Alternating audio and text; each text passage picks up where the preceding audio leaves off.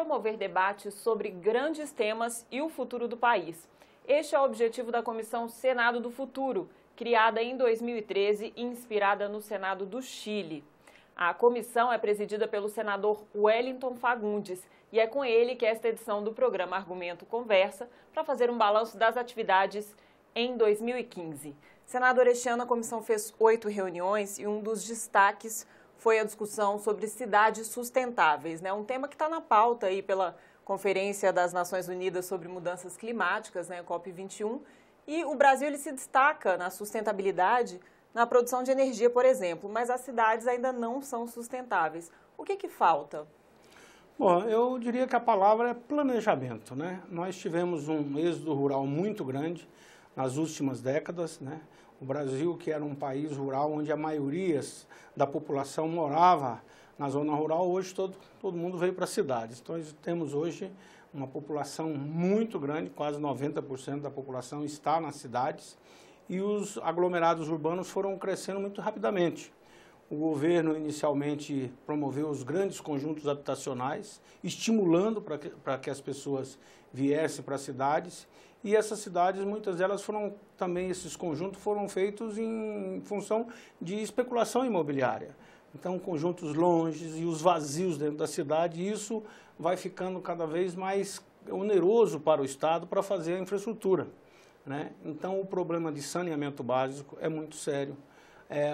E no saneamento básico vem a questão da água, que hoje é um problema que era inimaginável que o país que temos a maior reserva de água do mundo, água doce, temos hoje, por exemplo, cidade como Manaus, que é toda cercada de água doce, e não tem água potável suficiente para atender a população devido principalmente a essa questão do esgoto, do lixo, que é jogado de forma indiscriminada nas nossas nascentes, que também não são preservadas, além da questão da mobilidade urbana, que é um outro ponto extremamente angustiante, principalmente porque aumentou-se muito nesses últimos 15 anos o poder aquisitivo da população, principalmente 50 milhões de pessoas que saíram lá da pobreza e vieram para o consumo.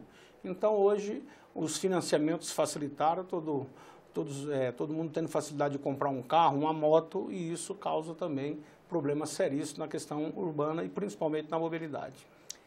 A perspectiva para 2016 nesse quesito da água não é muito boa, né? Parece que a seca vai continuar e em 2015 nós tivemos problemas aí, principalmente em São Paulo, né, com o sistema Cantareira, que teve um desabastecimento muito grande, e tem outras cidades já à beira do colapso hídrico, como Belo Horizonte, por exemplo. Quais as alternativas que essas cidades precisam tomar para acabar com esse problema e já assim num curto prazo, porque tem populações já sofrendo, né, com esse aí você já está abordando um problema existente. Essa questão da água em São Paulo, já há 30 anos atrás, já tinha algumas cidades que viviam um problema. E pouca atitude foi tomada, principalmente na questão da preservação. Hoje nós não temos nenhum programa eficiente de preservação das nossas nascentes e principalmente nas cidades. E a maioria das cidades, elas são construídas próxima a um rio, né? E infelizmente, como eu sempre tenho dito, a gente construiu a cidade de costas para os rios. Você vai em São Paulo, o rio Tietê, além de receber todo o esgoto, ele foi totalmente urbanizado na sua região, mas na verdade ele foi invadido. Não é uma urbanização que se preservou.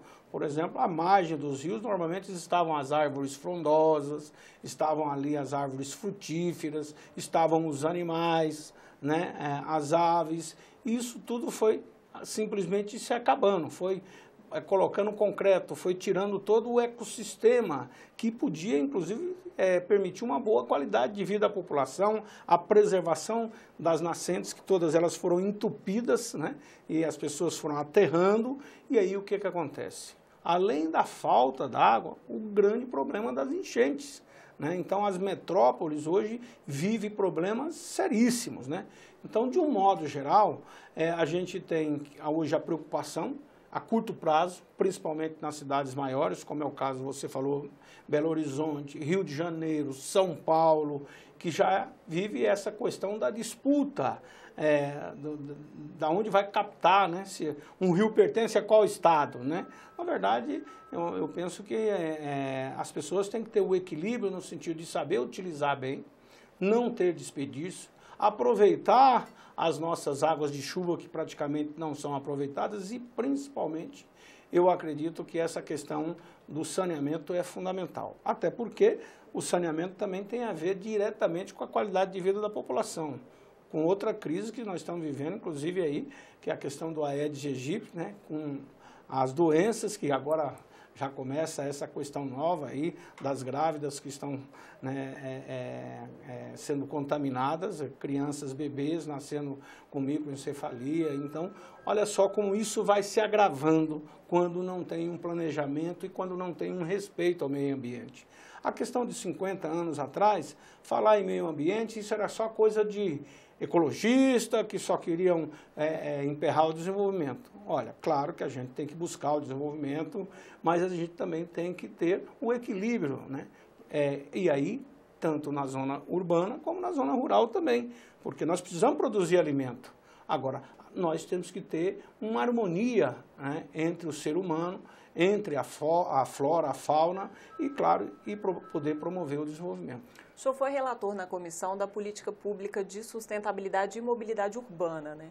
Inclusive, o senhor recomendou que os municípios tenham um prazo maior para apresentar seus planos de mobilidade urbana. Esse prazo tinha vencido em abril, né? Poucos municípios apresentaram.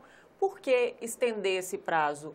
Não seria o caso de acompanhar melhor esses municípios? E que dificuldade os municípios têm para apresentar o plano de mobilidade? Primeiro é prioridade, né? Então, os municípios hoje, nós temos uma concentração muito grande do que arrecada no Brasil na mão do governo federal e dos governos do estado.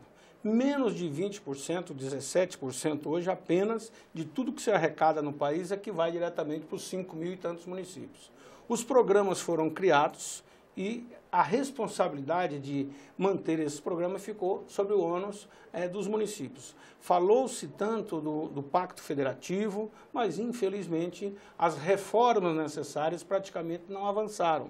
Então é aquela história, os prefeitos vivem em Brasília, aqui em Brasília, de pires na mão. E a nossa burocracia é muito grande.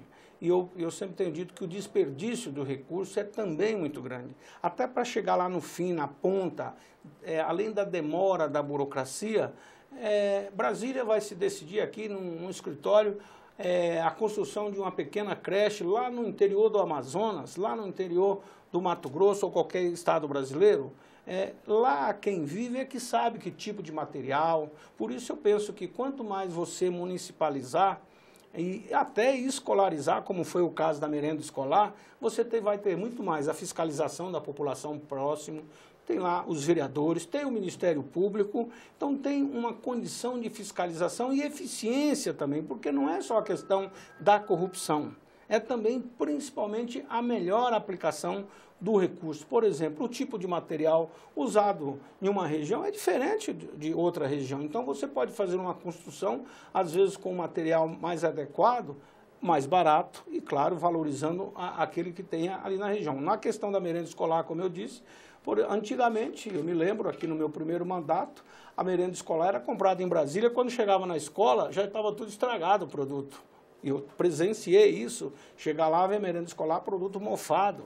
Né? E hoje não, foi escolarizado, então é lá a associação de pais com os professores que escolhe, de acordo com a fartura local, o que pode comprar, o que está mais barato e com isso fornecer uma alimentação melhor. Esse é um exemplo. Então eu sou um municipalista convicto, porque eu sempre tenho dito, é no município que as pessoas vivem.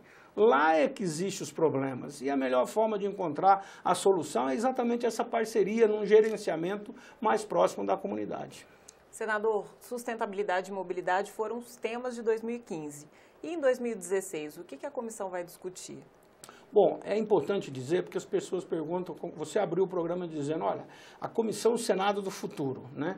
O Senado do Futuro, muitas pessoas ficam questionando, é para discutir o Senado? O que vai fazer no Senado? É também para ver de que melhor forma o Senado pode prestar o melhor serviço à comunidade, mas principalmente para discutir com a comunidade de que forma nós podemos fazer uma legislação que venha atender, buscar prestar um serviço melhor à comunidade e ouvir mais a comunidade. Inclusive, nós fizemos aqui, aprovamos também a implantação do programa E-Cidadania aqui na casa, que já está hoje regulamentado. Isso foi muito importante, está sendo importante, porque nós estamos cada vez mais abrindo a participação popular, através da internet, dos portais, aqui da TV Senado, da Rádio Senado, que tem uma audiência hoje muito boa, também da internet, do YouTube, enfim, essa comunicação facilita com que o cidadão, inclusive, valorize mais o trabalho nosso aqui como parlamentar.